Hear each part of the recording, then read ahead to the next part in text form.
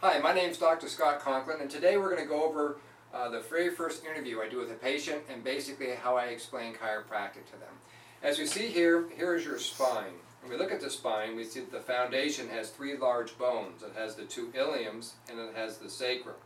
On top of the sacrum, we have the 5 lumbar vertebrae, then we have the 12 thoracic vertebrae, and we have the 7 cervical vertebrae that make up the cervical spine.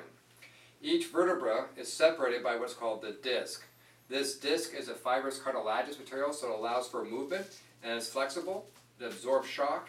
In addition to that, it acts as a spacer or a shim. It separates the vertebra.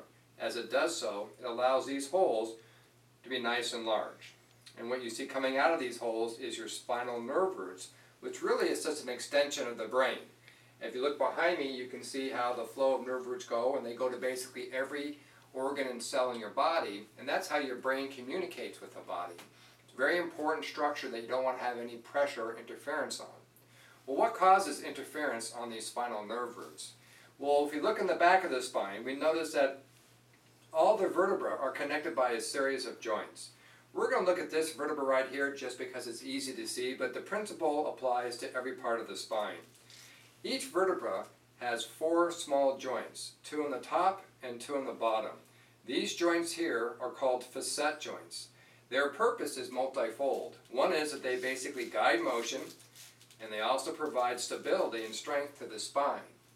Now these joints right here are just like the joints in your finger or maybe your ankle. And if you've ever sprained your ankle before or jammed your finger playing ball, you know what happens. It will swell. Well, that's what happens in these joints too. When they get injured or irritated, that joint capsule can swell. And you can see that as it swells, it's going to start to take up the size of that hole. Now in addition, vertebrae can't go forward because you can see the way the anatomy is, it's a bony lock. What they can do though is they can slide backward and drop back and get stuck in what we call extension. Now if you look at that hole, you see that hole starts getting a little artificially smaller. So what that means is there's less tolerance for swelling.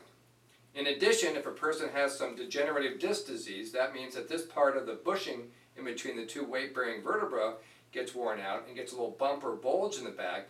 You have it pushing back this way, and you can have swelling pushing back that way, and that starts causing interference or pressure on this nerve root. In addition, those vertebrae will get fixated and not move. Now when that happens, it actually changes what they call neuroproprioceptive information that comes into the spine, and actually changes the input into the spine and changes the input in the brain. That will in turn change the output of that nerve root at the same point. So in chiropractic, we call that a subluxation.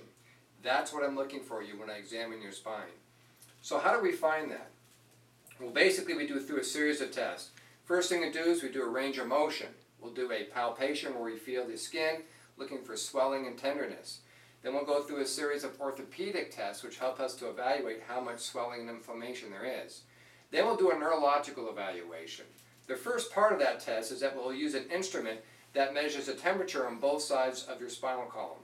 We rub an instrument down there, your skin turns pink, that's the reflex. We measure the heat from that pinkness, and it helps us to evaluate the integrity of each one of these spinal nerve roots. And then we'll look at the rest of your neurology, your reflexes, we'll look at your vestibular system, how well you balance, and your eyes, and basically look at how the brain is firing into the body. Once we have this information, we pretty much have a pretty good idea of what's going on and which vertebra is causing the problem.